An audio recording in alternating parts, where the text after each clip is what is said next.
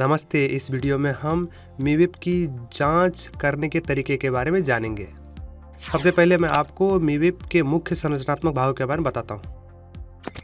Scissor उपकरण के माध्यम से ऊपर की तरफ उठने वाली मीविप में कार्य प्लेटफॉर्म, विस्तार संरचना, पहिए, ड्राइव यूनिट, हाइड्रोलिक सिस्टम और कंट्रोल जैसे भाग मौजूद हैं।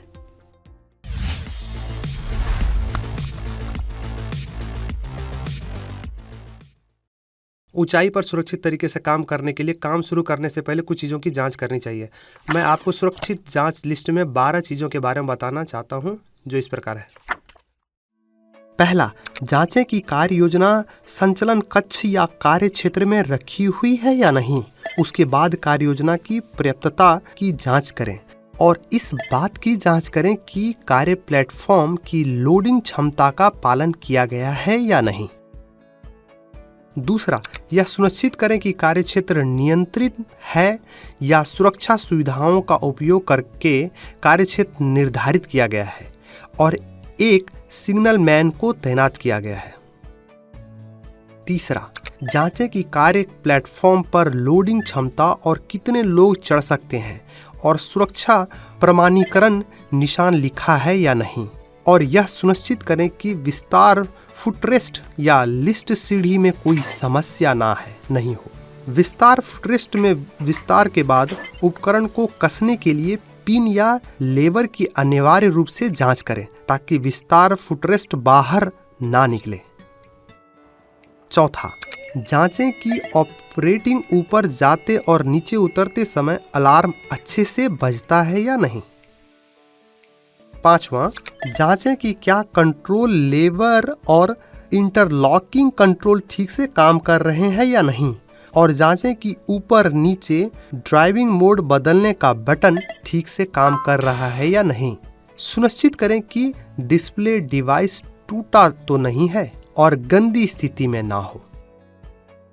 छठा, जांचें कि फुट स्विच पर कवर लगा हुआ है या नहीं और यह भी सुनिश्चित करें कि केवल फुट स्विच पर पैर रखने की स्थिति में कंट्रोल लेवर चलना चाहिए। मीविप को ऊपर उठाने के बाद यह जांचें कि एक्सटेंशन के बीच ऑटो सेफ्टी डिवाइस लगा हुआ है या नहीं और यह भी सुनिश्चित करें कि इसे ऊपर उठाने के बाद यह चलना चाहिए। आठवां, जांचें कि क्या 4 से ज्यादा संकुचन रोकथाम उपकरण स्थापित किए गए हैं और प्रत्येक उपकरण की ऊंचाई 60 सेंटीमीटर है या नहीं और यह भी जांचें कि हाथ लगाने पर ऑपरेशन बंद हो जाता है या नहीं। नौवां, जांचें कि आपातकालीन रोक उपकरण का बटन दबाने पर सभी ऑपरेशन बंद हो जाता है और पावर वापस आने पर ऑपरेशन के ठीक पहले का संचालन स्वचालित रूप से नहीं किया जाता है। 10वां, जांचें कि आपातकालीन उतार उपकरण और मार्गदर्शन लगा हुआ है और सुनिश्चित करें कि जब कार्य प्लेटफॉर्म ऊपर उठा हुआ है तो आपातकालीन उतार उपकरण चलना चाहिए। आपातकालीन स्थिति में इसे शीघ्र उपयोग के लिए दीवार की उल्टी दिशा में आपातकालीन उतार उपकरण को रखें।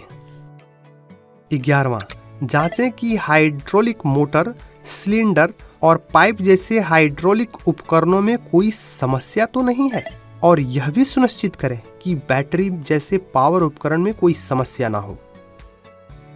12वां, जांचें कि ट्रक या व्हील में कोई टूटा हुआ पार्ट तो नहीं है और यह भी सुनिश्चित करें कि कार्य क्षेत्र तथा रास्ते पर कोई चढ़ाव या उतार चढ़ाव ना हो।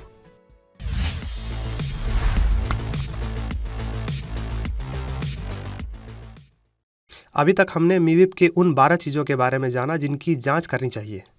आपसे निवेदन है कि साइट पर काम करने से पहले सभी चीज़ों को जांच करें, उसके बाद ऊंचाई पर काम करें। और चार ऐसी ज़रूरी चीज़ें हैं जिनका आपको अनिवार्य रूप से पालन करना चाहिए।